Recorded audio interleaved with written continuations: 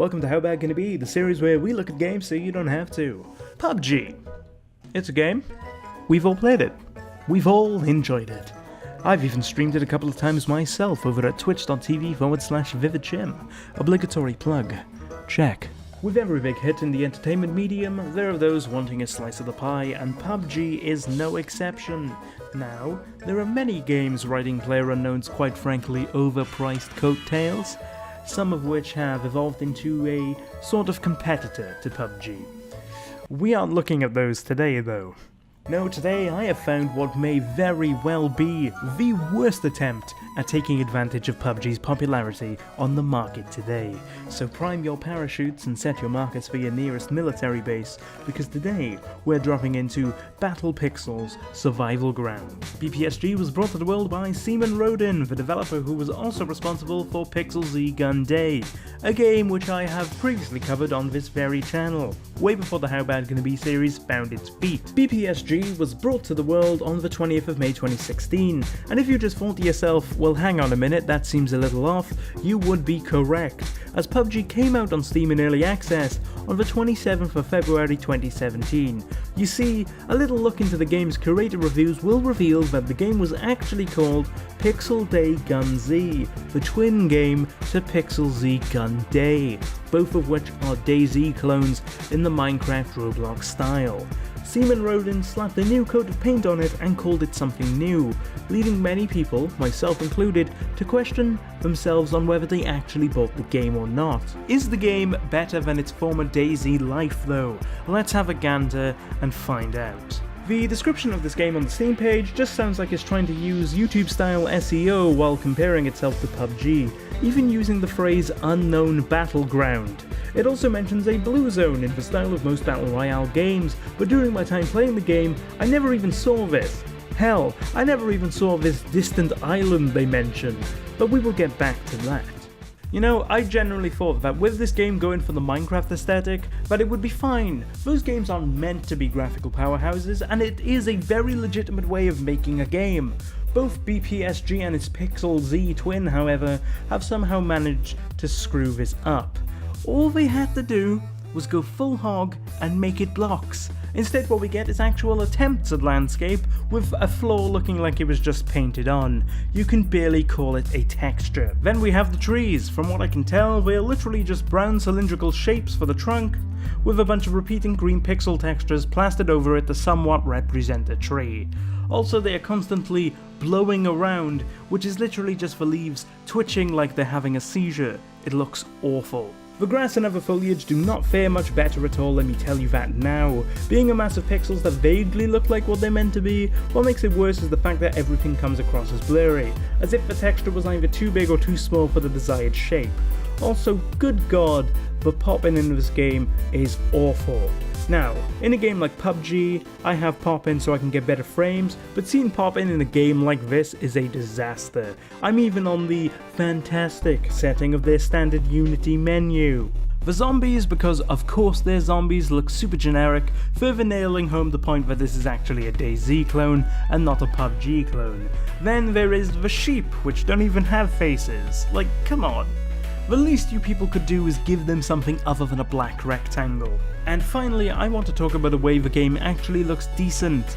This house right here that I walked in, and a good few of the interiors look actually pretty damn good. It's ruined by the terrible tree in this instance, but compared to literally everywhere else, these houses look fine and should be the quality that the rest of the game follows.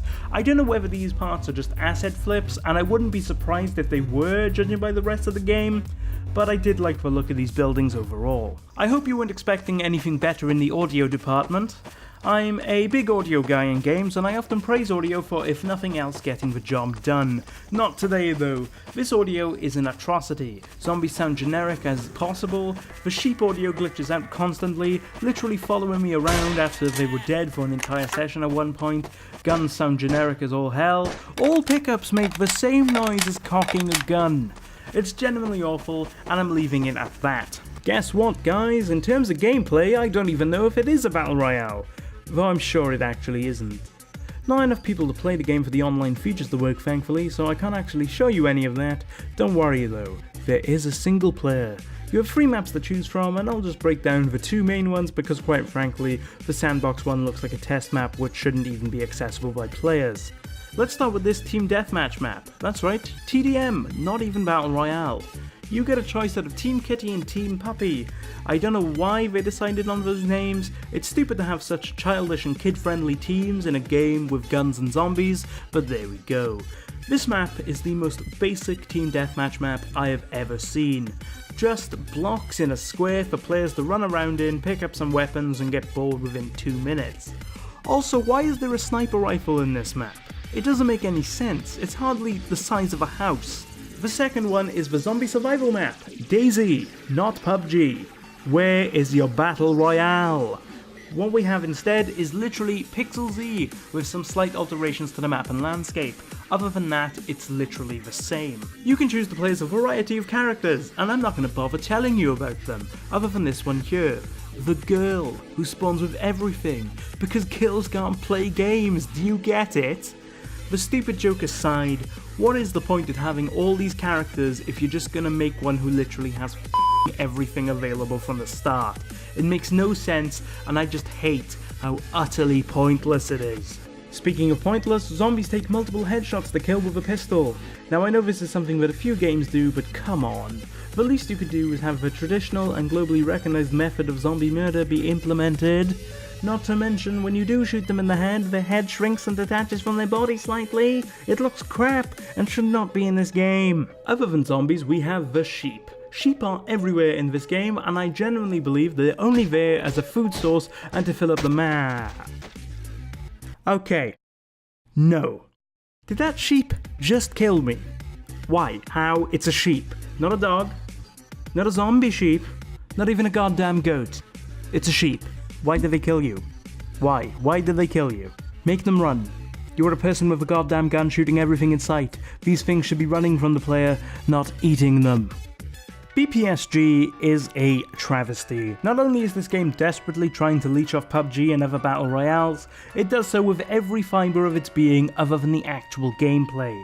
This game, as far as I'm aware, is straight up lying to the consumer, shadily changing its name from Pixel Day Gun Z just to take advantage of the contemporary market instead of, oh I don't know, actually making a goddamn game. I guess that leaves me with one question though. Battle Pixel Survival Ground, how bad can it be? This game is just filth. Not even trash, because if this was a physical game, I would feel sorry for the bin I put it in.